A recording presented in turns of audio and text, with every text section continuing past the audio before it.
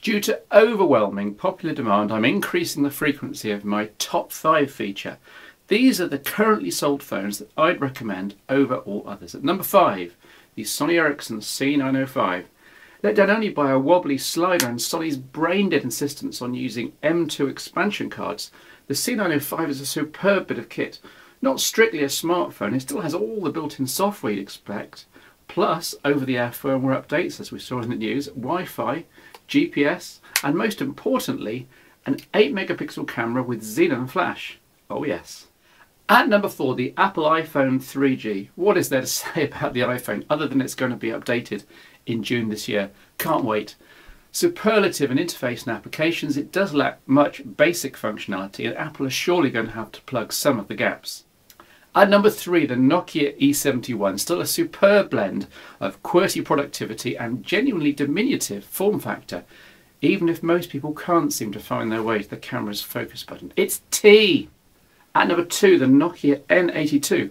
I traditionally include the Nokia N95 8GB in this top 5, but with a new number 1 in place, you'll see in a moment, inheriting the N95 8GB's large-screened S60 mantle, it's high time for the unsung hero, the N82, to take a well-deserved bow for anyone keen on image taking with its superlative photo quality, xenon flash and, well, general indestructibility in daily life.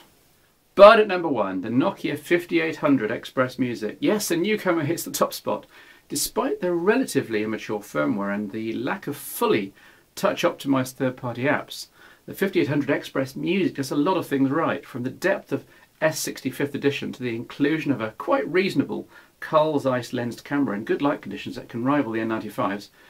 There's GPS, Wi-Fi, TV out, haptic feedback, a large battery, 8GB of supplied flash memory and more, all in a phone that's free on almost all contracts and which you can pick up or replace wholesale for just over £200 SIM-free.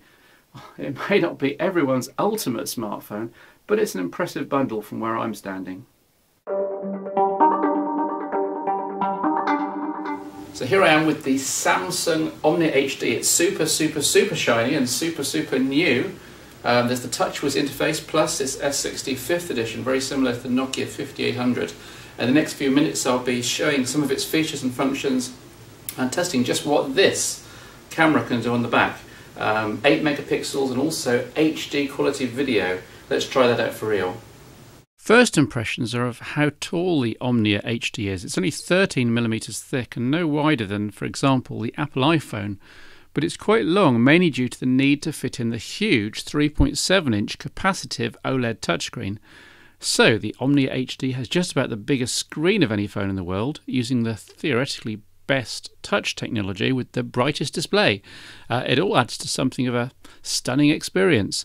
I thought the screens on my Nokia 5800 and Apple iPod Touch here were pretty stunning indoors, but both were outshone for colour and contrast by the OLED technology in the Omnia HD. Having used the resistive screen Nokia 5800 a lot, I was keen to try the capacitive screened Omnia HD, and as with the iPhone, the use of capacitive sensing means instant response to a screen touch. There's no need to press down. Capacitive screens also mean a tough outer glass front, and with the bright OLED display underneath and the use of an OMAP 3 processor with graphics acceleration, here's a clip of the interactive graphics demo, it all makes for a superb user experience. You touch the screen, something happens immediately, just like the iPhone. In fact, a lot faster than the iPhone. Admittedly, the Omnia is going to cost twice the price of the Nokia 5800, but at least you can see where the money's going. I was particularly interested in typing on the full-screen QWERTY keyboard. With the better touch response and with physically greater area per virtual key, I was expecting this to work really well, which is why I was disappointed that my first attempts to type on the QWERTY on-screen keyboard resulted in gibberish. The problem is that, like the Nokia 5800's resistive screen, there's no multi-touch, so you have to completely lift off one key before starting to tap the next one. Try to go too fast and there will be tiny overlaps, and the capacitive screen then has 2 inputs to process and gets the result spectacularly wrong. With the 5800 there's a margin of error in that you can start lifting off one key while starting to tap the next, and the worst that happens is that you might miss a letter.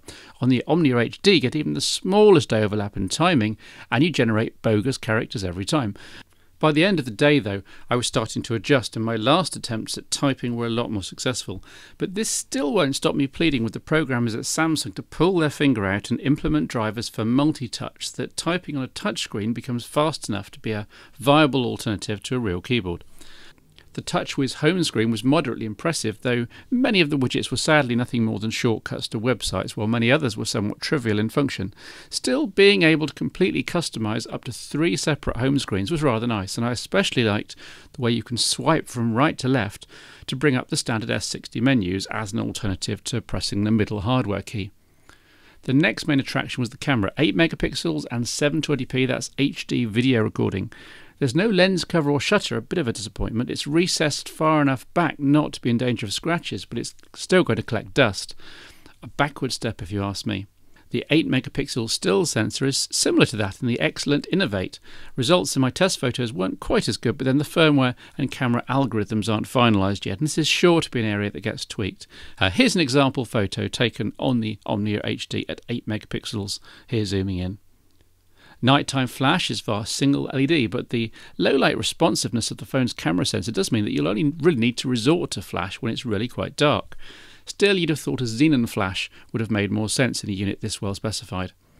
Video capture can be a variety of resolutions. That's 720p, that's 1280 by 720 pixels, or...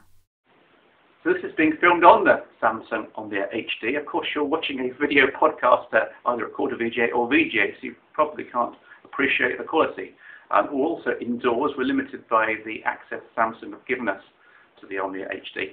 This is being shot in the 720 by 480 mode, but there's an even wider screen, true 720p HD option, which I'll give you a sample file elsewhere on the web that you can see for yourself. So this is video recording on the Omnia HD. Or VGA, the same as with the likes of the Nokia N95. Bearing in mind the issues I've had with Samsung's previous device, the Innovate, which to this day can't keep captured video in sync with the audio track, I was slightly sceptical about whether the Omnia HD could cope with capturing, encoding and saving video at 720p HD resolutions. I tested full HD capture and the picture quality was gorgeous, but there was indeed a bit of a problem with audio sync. Clearly some work to do here still, Samsung. Still early days. It's also worth noting that the quality of the captured audio wasn't brilliant, but then this was down to a low sampling rate. I'm sure they can tweak this as well. Working my way around the Omnia HD's interface, a lot of it was quite familiar from the Nokia 5800, although there are numerous tweaks that Samsung have added, such as in web, where tapping and holding brings up a zoom control, swipe up or down and you dynamically change the current page's zoom level. Pretty cool. There are extra virtual buttons on each S60 application screen, seen here, plus Samsung versions of podcasting, which is now APod. Share Online is now Share Pics, and Mobile Search is now Smart Search, plus the usual Samsung GPS software, GPS Plus, Assisted Navigation, and Samsung Navigator, aka Route 66. I experimented with video playback on the Omnia HD. I'd brought along a selection of media files and it played everything I threw at it without complaining. The Omnia's speakers on each end of the device are almost as loud as those on the Nokia N95 and 5800, and sound quality for music playback over headphones was especially good, with Samsung's DNS-E 2.0 system providing some pretty advanced equalization and enhancement functions. On the technical side, I noted that the Omnia HD had a whopping humongous 163 megabytes of dynamic RAM free after booting. I'm guessing the device needs this much RAM in order to do the HD video recording. There was also 8 gigabytes of flash memory in a built-in mass storage disk with a 16 gigabyte option in production, plus microSD, of course. The specifications of the Omnia HD are somewhat overwhelming. When I first tried the Innovate almost exactly a year ago, I remember remarking how this had everything that could possibly be put into a phone. And here we are a year later with a massive high brightness screen, capacitive touch, digital compass, FM transmitter, HSUPA, DNS-E2 and more, all over and above what the Innovate offered. Holding the Omnia HD in the hand, it's large enough that you think of it very much in the vein of the iPhone or the upcoming Nokia N97, i.e. it screams, "I'm not just a phone," whereas the Nokia 5800 perhaps merely raises its voice to suggest the same. The Omnia HD has similar problems to the 5800 in that the screen is unreadable in full-on direct sunlight, in that it attracts fingerprints, and in that there's no multi-touch yet to speed text input.